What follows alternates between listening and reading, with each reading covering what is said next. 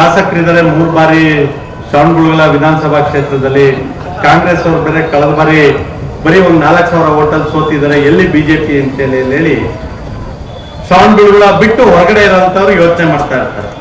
ಆದ್ರೆ ಶ್ರವಣಬೆಳಗೊಳ ವಿಧಾನಸಭಾ ಕ್ಷೇತ್ರದಲ್ಲಿ ಜನ ಏನ್ ತೀರ್ಮಾನ ಮಾಡ್ತಿದ್ದಾರೆ ಅನ್ನೋಂಥದ್ದು ಬಹುತೇಕರಿಗೆ ಗೊತ್ತಿರೋದಿಲ್ಲ.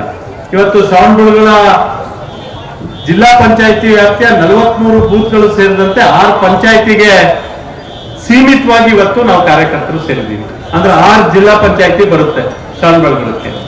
ಅದೇ ರೀತಿ ಒಂದು ಪುರಸಭೆ ಬರುತ್ತೆ. ಅಂದ್ರೆ ಒಂದು ಜಿಲ್ಲಾ ಪಂಚಾಯತಿ ವ್ಯಾಪ್ತಿಯಲ್ಲಿ ಭಾರತೀಯ ಜನತಾ ಪಾರ್ಟಿ ಎಲ್ಲಿದೆ ಅಂತ ಹೇಳಿ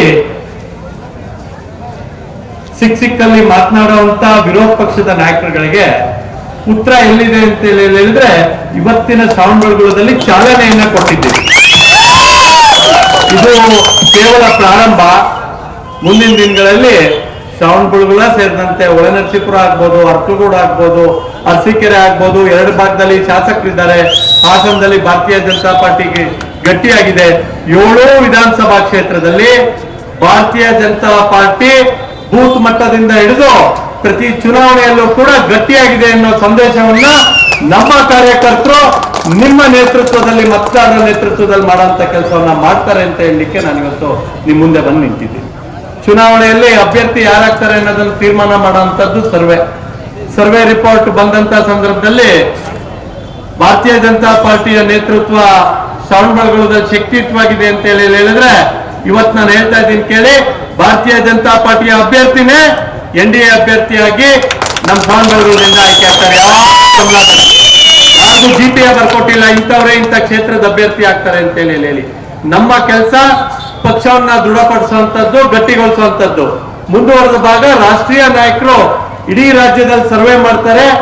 ಯಾರು ಗೆಲ್ತಾರೆ ಅಂತ ಹೇಳಿ ಯಾವ ಪಕ್ಷಕ್ಕೆ ಅವಕಾಶ ಇದೆ, ಯಾವ ವ್ಯಕ್ತಿಗೆ ಅವಕಾಶ ಇದೆ ಅಂತ ಹೇಳ್ತಾರೆ, ಆ ವ್ಯಕ್ತಿಗೆ ಅವಕಾಶವನ್ನು ಕಲ್ಪಿಸ್ಕೊಡ್ತಾರೆ. ಹೊರತು ಯಾರು ಇವತ್ತು ಸಿಟ್ಟಿಂಗ್ MLA ಇದ್ದಾರೆ, ಅವ್ರು ನಾಳೆ ಟಿಕೆಟ್ ಕನ್ಫರ್ಮ್ ಅಂತ ಭ್ರಮೆಯಲ್ಲಿ ಯಾರು ಕೂಡ ಇರೋದು ಬೇಡ.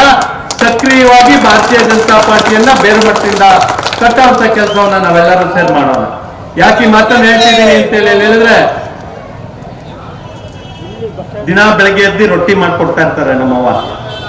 ರೊಟ್ಟಿ ಚಟ್ನಿ ಅಂತ ಹೇಳಿ ಒಂದಿನಾದ್ರೂ ಇಡ್ಲಿ ಮಾಡವ ಅಂತೇಳಿ ಕೇಳ್ತೀವ ಇಲ್ವಾ? 3 ಬಾರಿ ರೊಟ್ಟಿನೇ ತಿಂತಿದ್ವಿ. ಒಂದ್ಸಲಿ ದೋಸೆ ತಿನ್ಬೇಕು ಅನ್ಸುತ್ತಾ ಇಲ್ವಾ? ಅನ್ಸುತ್ತಾನೆ. ಆ ದೋಸೆನೇ ಭಾರತೀಯ ಜನತಾ ಪಾರ್ಟಿಯ ಮುಂದಿನ ಅಭ್ಯರ್ಥಿ ಆಗಿರ್ತಾರೆ. ಆ ದೋಸೆ ತಿನ್ನೋದಕ್ಕೆ ನಾವೆಲ್ಲರೂ ರೆಡಿ ಇರ್ಬೇಕು. ಸೂಕ್ಷ್ಮ ದೋಸೆ. ಹಾಗಾಗಿ ಸೂಕ್ಷ್ಮವಾಗಿ ಹೇಳ್ತಾ ಇದ್ದೀನಿ. ಯಾಕಂದ್ರೆ ನಾವು NDA ಮೈತ್ರಿ ಗಟ್ಟಿಯಾಗಿ ಹೋಗ್ಬೇಕು ಅನ್ನೋಂತ ಸಂಕಲ್ಪದೊಂದಿಗೆ ನಮ್ಮಲ್ಲಿರುವಂತದ್ದೊಂದೇನೆ ಭಾರತೀಯ ಜನತಾ ಪಾರ್ಟಿ ಪ್ರತಿ ವಿಧಾನಸಭಾ ಕ್ಷೇತ್ರದಲ್ಲಿ ನಾಳೆ ಬೆಳಗ್ಗೆ ಅಭ್ಯರ್ಥಿ ಆದ್ರೆ 7 ಗೆಲ್ಲಂತ ಅವಕಾಶ ಇರಬೇಕು. ಆದ್ರೆ ಹಿರಿಯರು ಏನ್ ತೀರ್ಮಾನ ಮಾಡ್ತಾರೆ, NDA ಏನ್ ತೀರ್ಮಾನ ಮಾಡ್ತಾರೆ, JDS 3 ಬಿಟ್ ಕೊಡ್ಬೇಕು, 4 ಬಿಟ್ ಕೊಡ್ಬೇಕು, 5 ಬಿಟ್ ಕೊಡ್ಬೇಕು, ಅಥವಾ 2 ಬಿಟ್ ಕೊಡ್ಬೇಕು, ತೀರ್ಮಾನ ಆಗೋದು ಯಾವುದು ಅಂತ ಹೇಳಿದ್ರೆ ಸರ್ವೆಯಲ್ಲಿ ತೀರ್ಮಾನ ಆಗುತ್ತೋ ಹೊರತು ಯಾರು ಮನೇಲಿ ಕೂತ್ಕೊಂಡು ಹಾಸನ ಜಿಲ್ಲೆಯಲ್ಲಿ 7-5, 7-6 ನಮ್ಮ ಪಕ್ಷಕ್ಕಿದೆ ಅಂತ ಹೇಳೋ ಮಾತಿಗೆ ಯಾರು ಕೂಡ ಕಿವಿ ಕೊಡಬೇಡಿ. ಭಾರತೀಯ ಜನತಾ ಪಾರ್ಟಿಯ ಕಾರ್ಯಕರ್ತರು ಮುಂಬರುವಂತ ಗ್ರಾಮ ಪಂಚಾಯತಿ, ತಾಲೂಕ್ ಪಂಚಾಯತಿ, ಜಿಲ್ಲಾ ಪಂಚಾಯತಿ ಚುನಾವಣೆಯಲ್ಲಿ ಬಹಳ ಯಶಸ್ವಿಯಾಗಿ ಚುನಾವಣೆಯನ್ನ ಮಾಡೋದ್ರ ಮೂಲಕ ಭಾರತೀಯ ಜನತಾ ಪಾರ್ಟಿಗೂ ಕೂಡ ಶ್ರವಣಬೆಳಗೊಳ ವಿಧಾನಸಭಾ ಕ್ಷೇತ್ರದಲ್ಲಿ ಗಟ್ಟಿಯಾದ ನೆಲೆ ಇದೆ ಅನ್ನೋದನ್ನ ನಾವು ಮುಂಬರುವಂತ ZP ಚುನಾವಣೆಯಲ್ಲಿ ತೋರಿಸೋದ್ರ ಮುಖೇನ ಶ್ರವಣಬೆಳಗೊಳ ಜಿಲ್ಲಾ ಪಂಚಾಯತಿಯ ಮೂಲಕ ಹೆಬ್ಬಾಗಿಲು ನಮ್ಮ ಶ್ರವಣಬೆಳಗೊಳ ವಿಧಾನಸಭಾ ಕ್ಷೇತ್ರಕ್ಕೆ ತೆರಳಿ ಅಂತ ಹೇಳಿ ತಾಯಿ ಹಾಸನಾಂಬೆಯಲ್ಲಿ ಇವತ್ತು ಪ್ರಾರ್ಥನೆಯನ್ನು ಮಾಡ್ತಾ ನಾನು ಇಲ್ಲಿ ನಿಂತು ಒಂದು ಸಂಕಲ್ಪ ಮಾಡಲಿಕ್ಕೆ ಇಷ್ಟಪಡ್ತೀನಿ. ಇವತ್ತು NDA ಮೈತ್ರಿ ಒಟ್ಟಾಗಿ ಹೋಗ್ಬೇಕು ಅನ್ನೋ ಅಭಿಲಾಷೆ ಇಡೀ ರಾಜ್ಯ ರಾಷ್ಟ್ರ ಮಟ್ಟದ ನಾಯಕರಲ್ಲಿದೆ. ಅದ್ರಲ್ಲಿ ನಾನು ಕೂಡ ಒಬ್ಬ. ಆದ್ರೆ ಮೈತ್ರಿ ಆಗಿದೆ ಅನ್ನೋ ಕಾರಣಕ್ಕೆ ಭಾರತೀಯ ಜನತಾ ಪಾರ್ಟಿಯ ಕಚೇರಿ ಬೀಗ ಹಾಕಿ ಯಾವುದೋ ಒಂದು ಪಕ್ಷದ ಪರವಾಗಿ ನಮ್ಮ ಕಾರ್ಯಕರ್ತರು ಹೋಗ್ಲಿಕ್ಕೆ ತಯಾರಿಲ್ಲ. ಪಕ್ಷವನ್ನ ಗಟ್ಟಿಯಾಗಿ ಬೆಳೆಸೋಣ.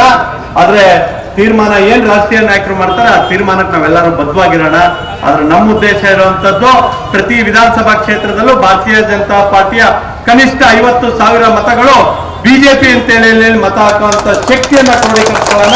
ಅದಕ್ಕೆ ಬುನಾದಿ ಆಗ್ಲಿ. ಇನ್ನು ಯುವಕರಿದ್ದಾರೆ, ಚಿದಾನಂದು, ಅನೇಕ